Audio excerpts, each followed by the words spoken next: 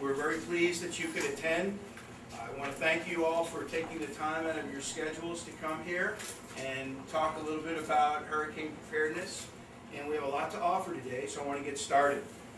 I'm Jim Matthey. I'm chairman of the board for Hurricane Warning. We're a 501c3 nonprofit that actually operates the disaster survival house for the city of Deerfield Beach. The city owns the house, owns the property, and we're very grateful that there's a nice partnership with the nonprofit that works with the city to actually get the message out of preparedness. So I want to thank you all.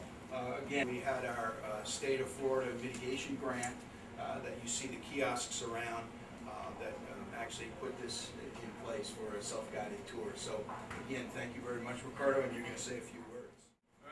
I'd like to first of all say I'm honored to be here, sharing the floor with so many of you, our director of the Hurricane Center, and so many that do so much to protect people when hurricane strikes without them even knowing about it. This is a challenge in media to do more and to do it differently, because our work is never done. Mr. Everett Osceola. Everett was born on the Seminole Hollywood Reservation and was partly raised on the Seminole Brighton Reservation. Everybody. Today they brought me here to speak about hurricanes and hurricane awareness. So I'm going to speak about the earlier, I guess you would say like the 1800s, of what the way that we used to be aware of certain storms or hurricanes when we knew it was actually going to be rough or it was actually going to be very difficult. They would turn to nature, usually just a roof and 4 open corners or 4 open rooms. We would actually cut off the roof and put it on the ground. When we put it on the ground, the families would go underneath it. And it's just like the same structure that you will see in your tour. It's the same structure as the roof. The wind going over it, so that way it won't impact, and so that way the roof won't cave in or even push the roof even further. So that's why the families will go on. Bill Reed, thank you.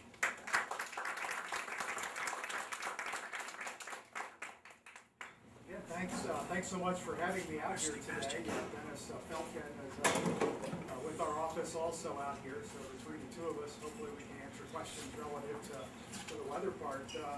All three of the previous speakers have hit on some of the same things I normally would, so I'm going to wing it a little bit here. This picture of Rita.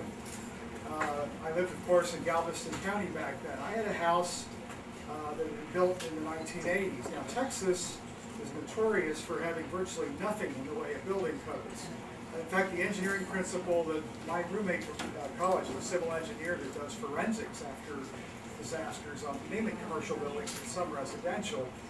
And he said the theory of building prior to Hurricane Andrew in most of the Gulf Coast was gravity and nails only if they hit wood.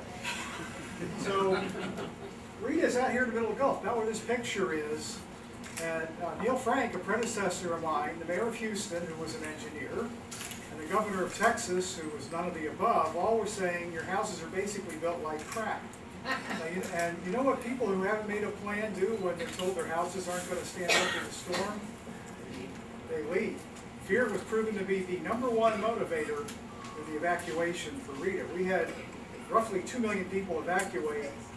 500,000 were ordered to evacuate. The other 1,500 left because they were scared their house would fall down. That's the beauty of having something like this, to give an example to people that want to build, how they can progress to have a house that they can stay in when there's a storm and have reasonable expectation of survival within their house. Since Rita, the city that I lived in, which was League City in northern Galveston County, did the almost unthinkable thing to me, in my mind, in Texas. They enacted a building code that was above what was required. So I went and ran around and got a house built, and I also got it out of the storm surge zone because it's pretty embarrassing. I go around, we shouldn't build the storm surge zone, and by the way, my house is up a little bit feet. And so along came Mike. I still have the house over there. This goes back to the justa and only. It's not in the dictionary next to any kind of storm. Ike had sustained winds of around 100 miles an hour at landfall. Most of the community was maybe around 80 miles an hour. I guess to date, somewhere around $30 billion in damage has been assessed. Maybe 19 billion of it is by wind. And that's nowhere near what the maximum wind capability expectation could be in a Gulf Coast community like Houston. And we can't even really be that smug here because probably until after Andrew, a whole lot of stuff has been built here that is gravity and nails holding it together also. And as the engineer pointed out to me in the Gulf Coast environment, these are all wood frame houses, composition shingle roofs with plywood under that.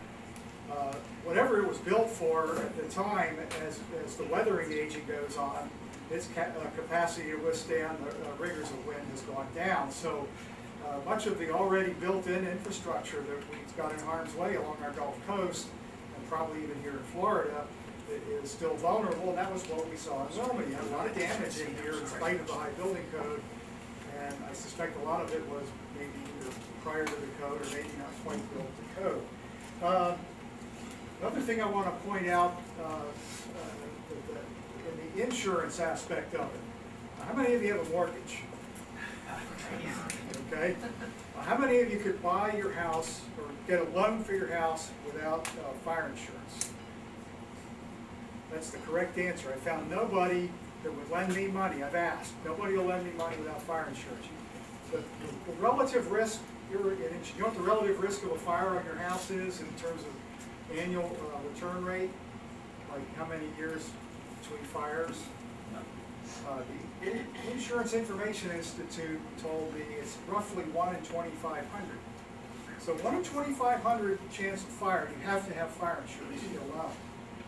If you're in the 150-year floodplain, which do exist by the way, you can buy your house, you'll get a loan, and you don't have to have flood insurance. In fact, most realtors will tell you, as did mine, why you don't need to buy flood insurance.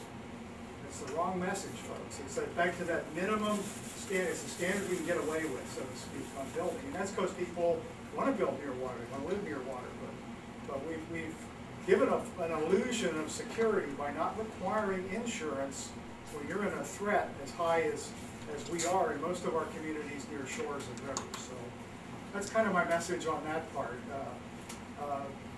My little testimonial for this place is I know nothing about building. I own the basic Craftsman $29.95 toolkit from Sears for absolutely emergency repairs, so I rely on others. And I get calls all the time. If I wanted to have a house built, how would I go about finding out what I need to it? And if they're around here, I said, fantastic. I send you over to this place. I love the fact that you're going to have online capability, sort of a virtual tour. So it's great to have you all in my arsenal of experts that I can send people to for the things I know absolutely nothing about. And since you always are going to ask, okay, I'll ask you a question. Middle of July, nothing's happening in the Atlantic. Dead season?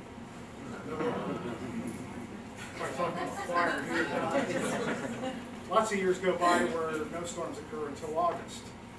1900 storm was the first storm up that year, landfall September 8th.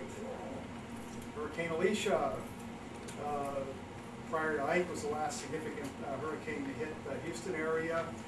First storm up came up in August. And of course, Hurricane Andrew, first storm up, 92, warmed in August. So anything that's happened between June and July has almost no bearing on what happens the rest of the season. I think, if I remember correctly, even 2004, nothing really got going until late July, early August, and then went nuts for the full 2 months of the peak of the season. So stand by. It's an El Nino year.